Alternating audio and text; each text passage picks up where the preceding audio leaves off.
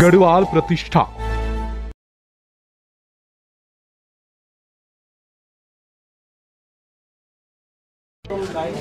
और जैसा कि 12 फरवरी 2022 को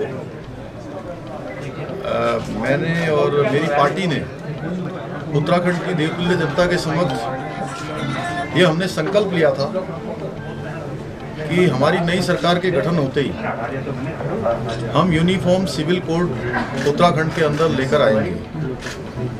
और उसके पीछे हमने कहा था कि हमारा राज्य हिमालय का राज्य है, गंगा का राज्य है, अध्यात्म और धार्मिक केंद्र बिंदु हमारा राज्य है। हमारी यहाँ की धार्मिक विरासत है, हमारी अपनी संस्कृति है, सैन्य बाहुल्य हमारा प्रदेश है। प्रत्येक परिवार से कोई न कोई सेना में है, किसी के घर का बेटा है, किसी की बेटी है, किसी का चाचा है, किसी के पिता है। वो हिंदुस्तान के किसी न किसी कोने में सेना में जाकर या अर्धसैनिक बलों में, सेना में या अन्य किसी फोर्सों में जाकर अपनी सेवाएं देश को दे रहे हैं। वहीं हमारा राज्य दो अंतर्राष्ट्रीय सीमाओं से भी लगा हुआ है।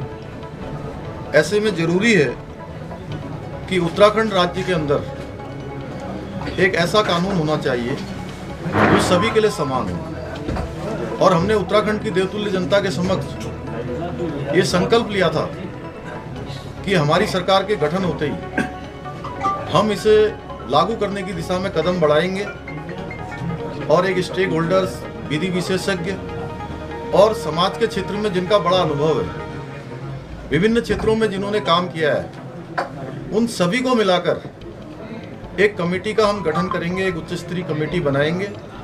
वो कमेटी यूनिफॉर्म सिविल कोड का ड्राफ्ट तैयार करेगी और हमारी सरकार उसको लागू करेगी।